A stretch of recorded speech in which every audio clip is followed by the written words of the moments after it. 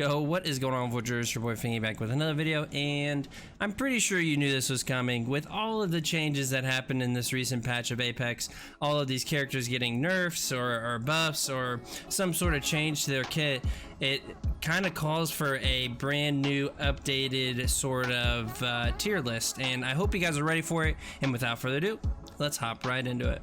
So before we actually get into the whole tier list, I am going to make this disclaimer. I am going to be thinking about this from a ranked / professional view.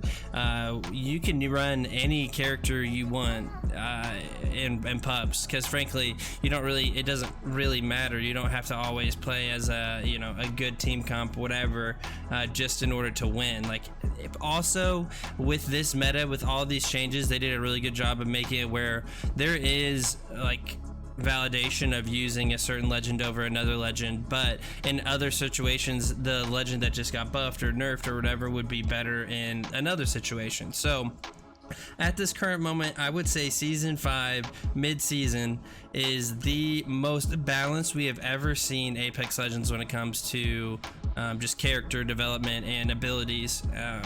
And with all of that being said, we are going to be starting from worst to best, and number 13 on that list is shockingly actually going to be Loba. And a lot of people are going to be like, what, Loba? Like, how is Loba number 13? And a lot of the reason would have to do with her animation. I think her animation time is super duper slow.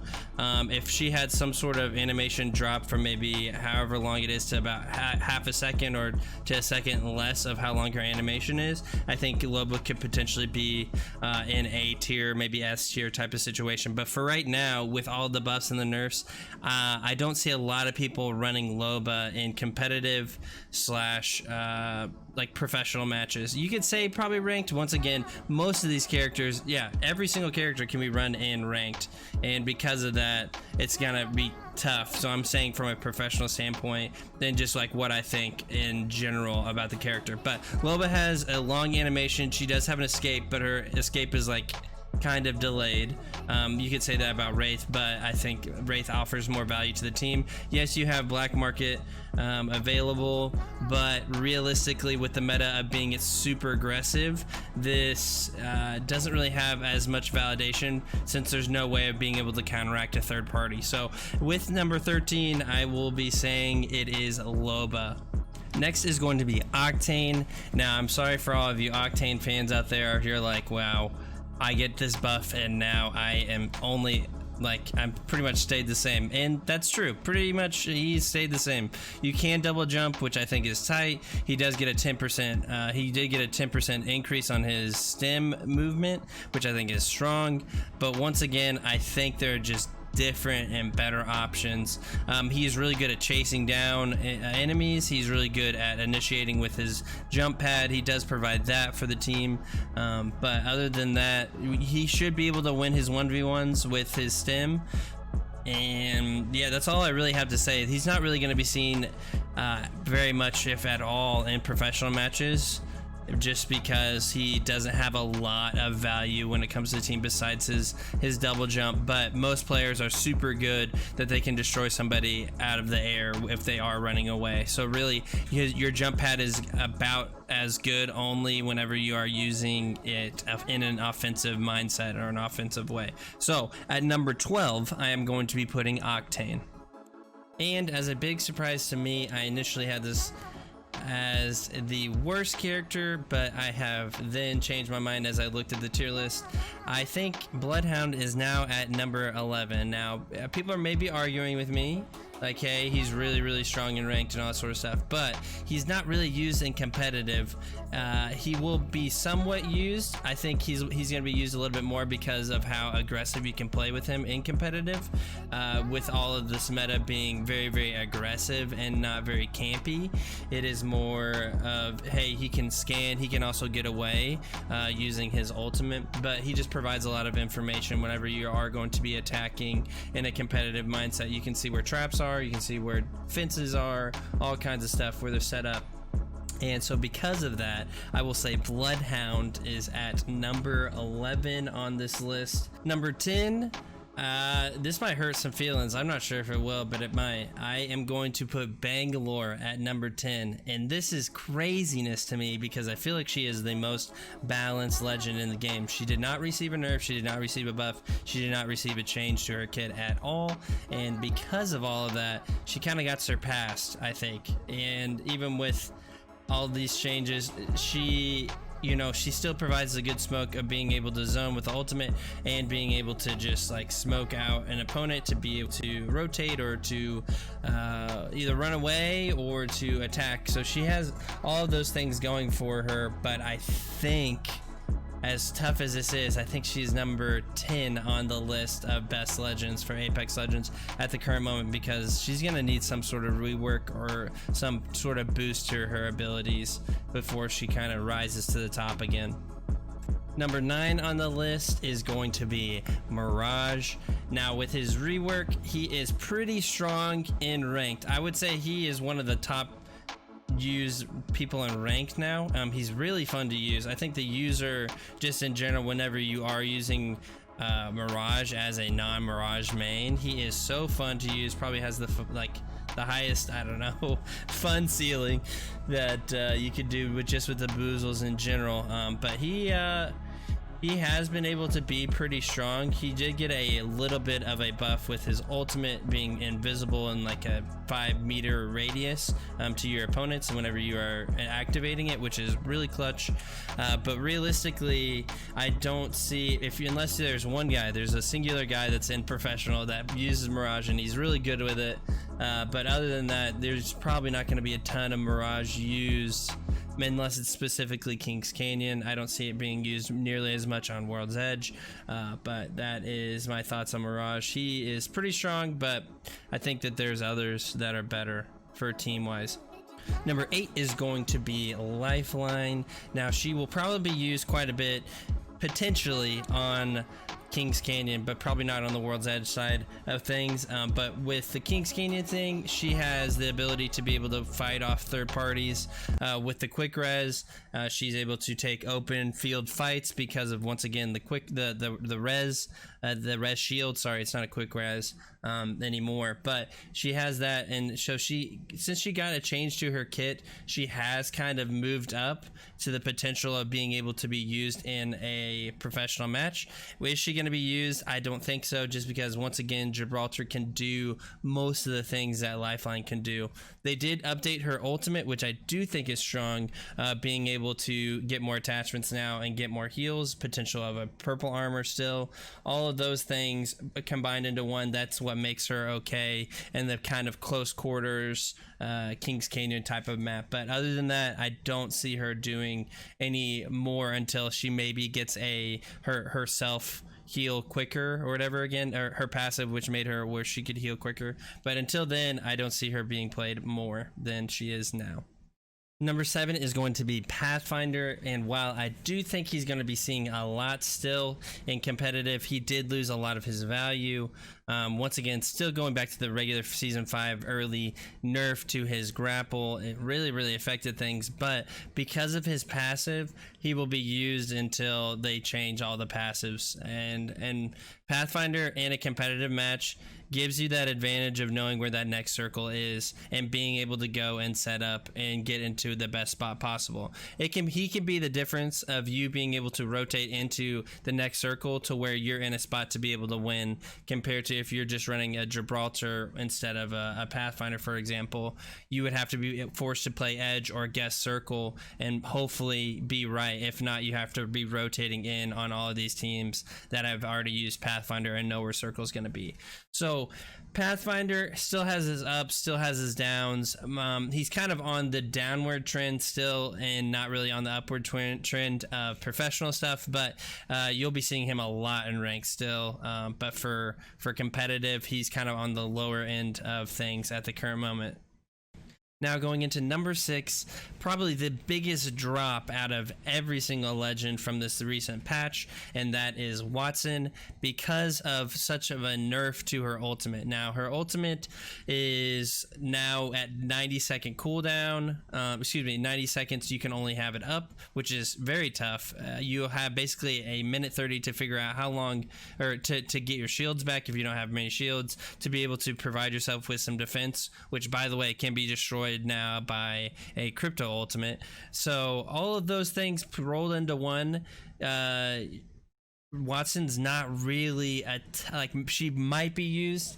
She's like kind of like a up in the air pick at the current moment because of how aggressive the meta has shifted, because of the changes that we'll get into later. But man, Wattson took a tumbling turn. I could see maybe them taking back some of these updates and maybe making it where she has her ultimate up for maybe 2 minutes, giving you an extra 30 seconds, maybe upping her speed on when she can get her ultimate back. I do think that the buff to her being able to carry 2 ultimate Celtics in one spot is strong, but other than that, you're gonna see probably a fall of Wattson in the competitive scene when it comes to legends. Taking the number 5 spot has got to be Crypto, with his buff of being able to destroy Wattson ultimates, made him more of a viable character. But because of that change, there's less people using Wattson, and so because of all this stuff, it kind of all depends on what your opponents are using, because the less of whatever your opponent is using, like, and you're using it, then you're able to kind of overperform. So say there's a lot of Wattsons going on, but then you have a Crypto on your team, you can destroy a Wattson fence or a Wattson ult, and then be able to push in with maybe a Revenant or another team. So he is definitely more on the aggressive side of things when it comes to competitive. You will be seeing him used in the upcoming tournaments until maybe there's a shift in the meta, just because of how strong he is to be able to push a house, and with information, with his drone just in general, of knowing how and where you're going to go on rotation. So that's something that you guys need to be looking out for. If you're a Crypto main, welcome to the meta. Number 4 on the list is going to be Gibraltar, aka Gibby, because man, he's going to be used, but I think he's going to be used less because of how aggressive people are going to be playing. The good thing about Gibby is he is able to be a defensive legend as well as an offensive legend. There was kind of a mixture of a bag of Pathfinders and Gibraltars during this last kind of meta, during this competitive for the past, I guess, 3 seasons. And so now, since Gibby has kind of gotten his claim to fame, he has kind of got a similar nerf, not a very big one, just a little bit of a nerf with his bubble not healing nearly as much or nearly as fast, but you still get that fast res with him, which I think is strong when defending third parties. He is able to take a house if you are playing an aggressive comp and playing around circle. Gibby is really good to use, especially if you don't have a Pathfinder on your team. So with all that being said, Gibby is going to continue to be in the meta. I will be very shocked if he doesn't get used quite a bit in these next coming seasons and tournaments, with everything that has kind of shifted with the last 3 characters that we're going to be discussing. Number 3 on the list is going to be Caustic. And main are you going to be seeing this character a lot? He did get a quote-unquote nerf, but not really. Like, people can still shoot out his gas traps, but with the aggressive meta, specifically on Kings Canyon, and you will be seeing a lot more aggression on World's Edge as well, but specifically Kings Canyon, Caustic will be used quite a bit, because you can kind of like sneak and weave your way into being able to get into a final circle / round 5, round 4 type of situation. He provides a lot of zoning coverage and being able to self-peel for himself, as well as he is on the offensive. He can be like a game changer of throwing in, like, completely disrupt a team fight just by throwing one gas canister effectively, and or one ult, whatever it is. He is also good on the counteracting of a third party. So say a team is flying in, you're able to ult down on yourself and they're not able to see you / kill you. You can throw it down on your teammates, gas everywhere and being able to self-heal while you're able to heal up or get a res, whatever it is. So that is my thoughts on Caustic. You're going to be seeing him a lot, and I hope you're ready for the stinky boy. Number 2 is going to be, wow, I can't believe I'm saying this, Wraith. Yeah, Wraith is probably the number 2 legend at the current moment. There is going to be teams that do not use her at all, but now she is so informational, and she is still that rotation heavy legend. So she's going to be able to drop ship your team into from one spot to another. They did reduce her ultimate, which I think is a tough nerf, and it's going to take some getting used to with all of this new stuff coming out. With all of these new legends, there is ways for you to use her aggressively as well as defensively, getting out of a third party or going into a third party to be able to provide yourself with some safety and distance, using her ultimate into an aggressive fight, whatever it is. And not to mention her phase, it does take a lot longer, but you're able to escape a lot quicker, and further yourself away from the team, as well as you can use it aggressively to get information of once you hit that tactical, going into a fight, causing confusion, and being able to call out, and maybe specifically in like a bubble fight or like in a building, you're able to get a lot of information and move quickly. So with all of that being said, you're still going to see Wraith used almost every single comp, if not every comp, and she is still super duper strong. But there could be a change to the meta pretty soon, but right now I don't see her getting out of it at the current moment. Last but not least, wow, what a change in pace of everything. This character changes literally everything about Apex Legends, and that would be the number 1 legend we are talking about, and that is Revenant. The devs have changed the way his ultimate works. He is now able to not have a distance on his ultimate, and now like, this is crazy. You're able to, let's say, Wraith portal into a fight, and you're able to drop your totem right next to the Wraith portal, and so then you're just taking the Wraith portal while you're in shadow form, not taking a ton of damage or taking a ton, whatever it is, you're not dying, and you're getting all of these free fights. That's all it is. It's just free fights, being able to silence them in, being able to do as much damage as you can, and then being able to choose between either continuing the fight or backing up. Like, realistically, he is like allowing people to do free things without having any consequences.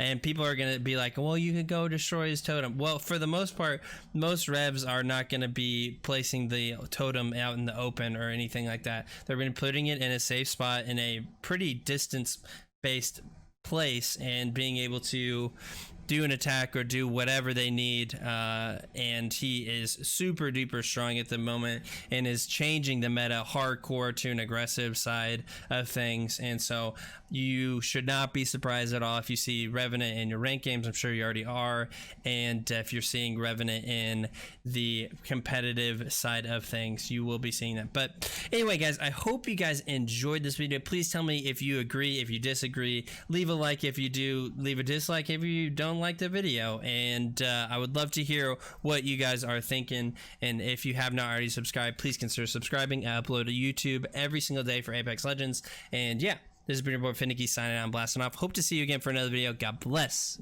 Deuces, baby.